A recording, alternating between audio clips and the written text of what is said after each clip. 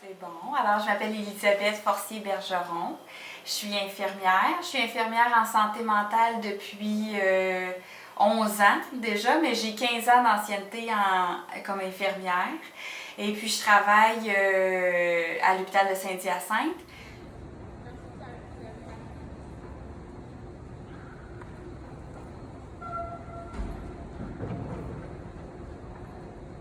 Ben, pour moi, le choc post-traumatique, un état de stress post-traumatique, c'est sûr que c'est quelqu'un qui a vécu un danger grave, qui a craint pour sa vie, puis que souvent ils vont avoir des flashbacks de la situation. Souvent ils vont être hospitalisés. Ben, souvent oui, souvent ils vont être hospitalisés. Puis ils vont avoir besoin de thérapie aussi par la suite. Souvent, ce qu'on va avoir observé à l'hôpital, ça va être des patients, souvent des personnes de l'armée ou des corps de métier, des policiers, des ambulanciers.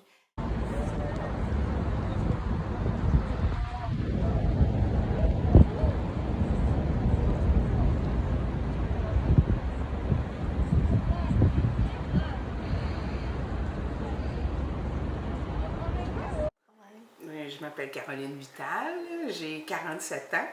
J'ai une fille de 17 ans puis un garçon de 14 ans. Je travaille dans le domaine syndical depuis 21 ans, au même endroit. Donc, c'est à l'accouchement de Lauriane.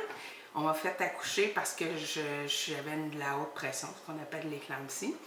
On a provoqué l'accouchement, puis finalement, ça allait pas bien parce que le cœur à Lauriane décélérait. Donc, on m'a fait une césarienne d'urgence. Le médecin qui est venu me voir, puis il a constaté que j'avais les ongles gris. Donc, on m'a envoyé passer des tests d'urgence en radiologie pour voir ce qui se passait en dedans de moi. Mais pendant que j'attendais pour passer le test, j'ai fait un arrêt cardiaque. On m'a réanimée. Après ça, c'est très vague là, parce que j'étais vraiment pas bien. Ils ont installé une espèce de cossin dans mon corps pour pas que les caillots montent parce que j'avais fait une hémorragie interne. Donc, suite à ça, j'ai passé 7 jours aux soins intensifs. J'avais plusieurs problèmes, ça allait pas bien. Dans ma tête, c'est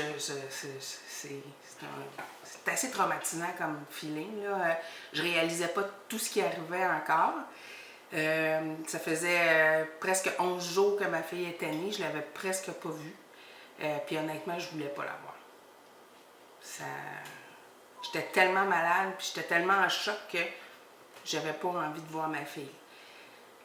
Ensuite à ça, je suis sortie des soins intensifs. Je suis restée un autre 2 semaines à l'hôpital, mais je voulais jamais être avec ma fille. Puis évidemment, les médecins s'en sont aperçus.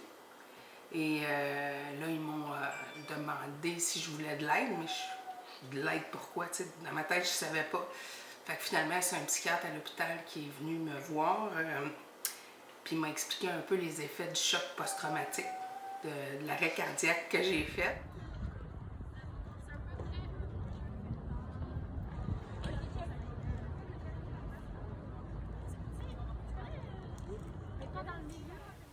Okay, donc, mon nom, c'est Lauriane. J'ai 20 ans. Sinon, ben, je suis étudiante à McGill, à temps plein. J'ai été victime d'un hold-up sur le milieu du travail.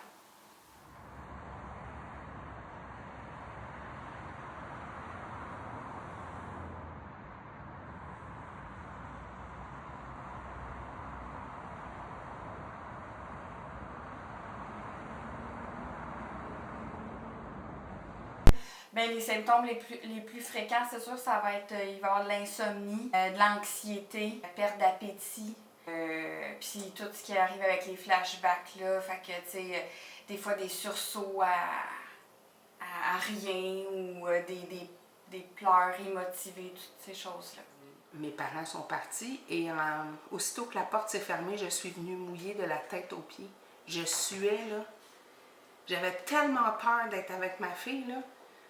Mais encore là, je réalisais pas là, tout ce qui m'arrivait, mais les symptômes ont évolué.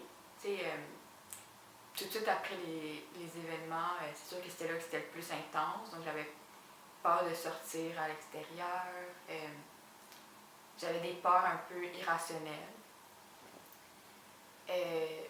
Je cancellais des plans. Si je savais, par exemple, que mes amis proposaient...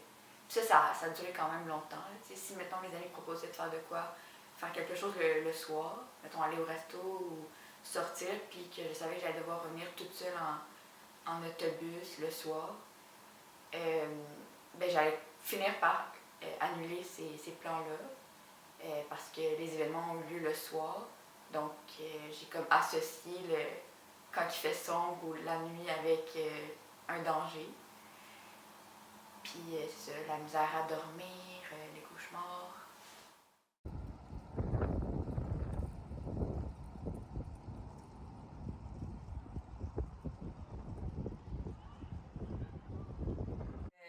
Des fois, l'hospitalisation ne sera pas si grande que ça, mais ça va être plus le suivi par la suite qui va être grand. Les thérapies, les suivis en psychiatrie ou avec une psychologue ou en ergothérapie aussi. Fait que les hospitalisations, c'est sûr c'est difficile parce que ça va dépendre d'une personne à l'autre, mais souvent on peut parler, disons, de semaines ou d'un mois là, environ. Dans le fond, j'ai été une clinique sans rendez-vous.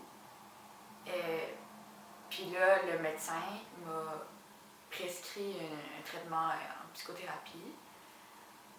Puis ça, c'est associé aussi avec la CNESST. Donc, c'est couvert par la CNESST. À partir de là, ça m'a pris un certain temps avant de trouver un psychologue. Donc, il y a eu quand même plusieurs mois qui se sont écoulés. Puis après ça, j'ai eu un suivi avec le psychologue à toutes les semaines.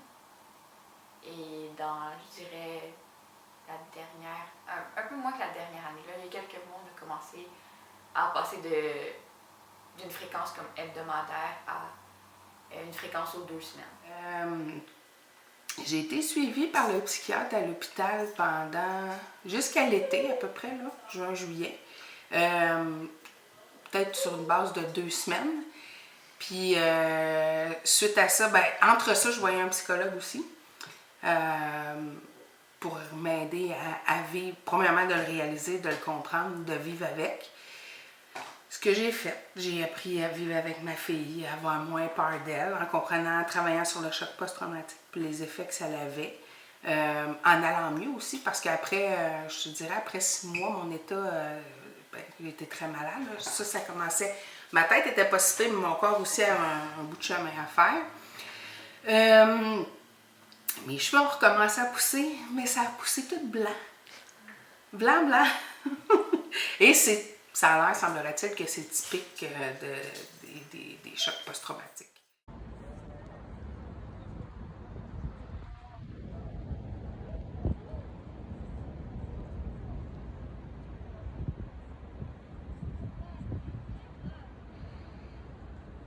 Ça arrive qu'il y a des gens qui même pendant une bonne partie de leur vie, vont avoir pris le dessus, puis vont avoir recommencé à travailler, tout ça, mais que par un élément déclencheur dans leur vie, un deuil, une séparation, une perte de travail, oups, là, ils vont reperdre le contrôle. Est-ce que ça va être aussi pire que quand ils ont eu le stress? Peut-être pas, mais c'est sûr que ça va être dans les facteurs qui vont contribuer, disons, à leur maladie, là, leur dépression.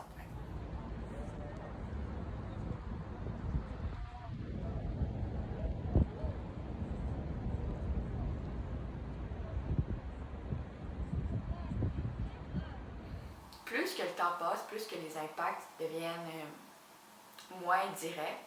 Donc, suite aux événements, les impacts et les peurs étaient très directement reliés aux événements. J'avais une peur concrète que l'événement se reproduise ou que je me refasse attaquer une autre fois.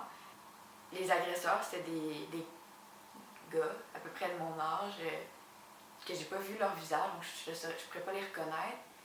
Mais il y a beaucoup de gars de mon âge qui rentrent dans cette catégorie-là. Donc, en ce moment, je dirais que ce qui est plus difficile, c'est de faire confiance à ces personnes-là parce qu'il y a comme une partie de moi qui se dit tout le temps, ah, ben, ça pourrait être eux.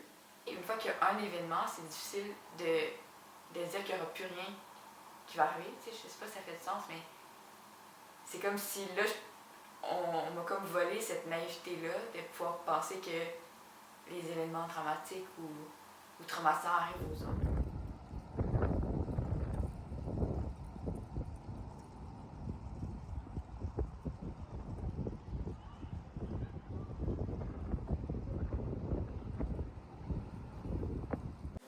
Ben, le plus gros défi qu'une personne peut vivre, d'après moi, c'est de recommencer sa vie comme si de rien n'était. Tu sais, ça arrivera jamais, tu peux jamais faire comme si de rien n'était, mais de juste poursuivre ta vie, recommencer à travailler, surtout si, parce que souvent ça va arriver dans le cadre de ton travail, de retourner travailler, ça va être difficile. Parce que, tu sais, même comme dans les symptômes, on en parlait tantôt, tu sais, la concentration, tout ça, ça va être difficile. Fait que juste de retourner à travailler puis de faire un semblant de vie normale, c'est ça qui est le plus gros défi, selon moi. Ben, je pense que d'en parler, de reparler souvent de l'histoire, de la refaire l'histoire, parce que plus t'en parles, plus tu revis l'histoire, puis c'est souvent ça aussi qu'ils vont suggérer en ergothérapie, puis avec les psychologues, c'est justement de soit s'enregistrer, de se repasser la cassette de ce qui est arrivé,